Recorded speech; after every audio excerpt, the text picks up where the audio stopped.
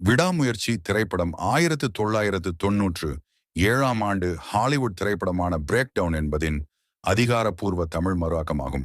இது ஒரு தம்பதியின் பயணத்தையும் எதிர்பாராத சவால்களை சந்திக்க நேரிடும் சூழல்களையும் பற்றியது. அஜித் குமார் தனது மனைவி த்ரிஷாவுடன் வெளிநாட்டில் சுற்றுலா செல்லும் போது அவர்கள் எதிர்பாராத முறையில் ஒரு குழுவால் தாக்கப்படுகின்றனர். இந்த குழு த்ரிஷாவை கடத்துகிறது. அதைத் தொடர்ந்து அஜித் தனது மனைவியை மீட்க முற்படுகிறார். இது அவரை அஜர்பைஜானில் உள்ள ஒரு பயங்கரவாத குழுவுடன் நேரடியாக மோதுவதற்கே இட்டுச் செல்கிறது.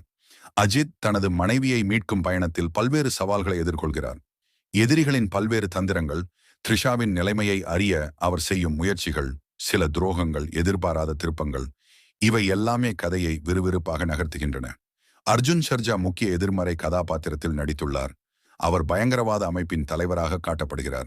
அவரது திட்டங்களை முறியடித்து த்ரிஷாவை பாதுகாப்பாக மீடிக்க அஜித் எடுக்கும் முடிவுகள்தான் திரைக்கதையின் முக்கிய அம்சமாக இருக்கின்றன.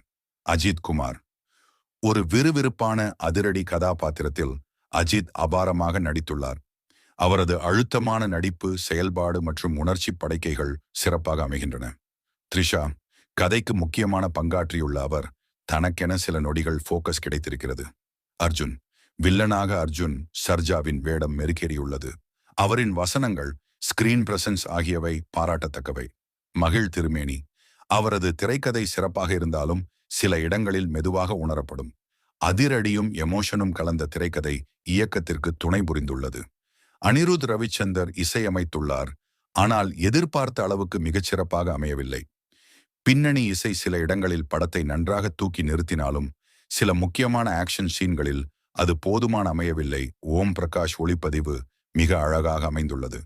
குறிப்பாக வெளிநாட்டு பகுதி காட்சிகள் காண்பதற்கு அழகாக இருக்கின்றன. சண்டை காட்சிகள் மிகவும் நவீனமாகவும் ஸ்டைலாகவும் எடுக்கப்பட்டுள்ளன.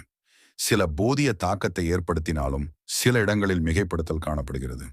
அதிரடி மற்றும் த்ரில்லர் படங்களை விரும்புபவர்கள் ஒரு முறை பார்க்கலாம்.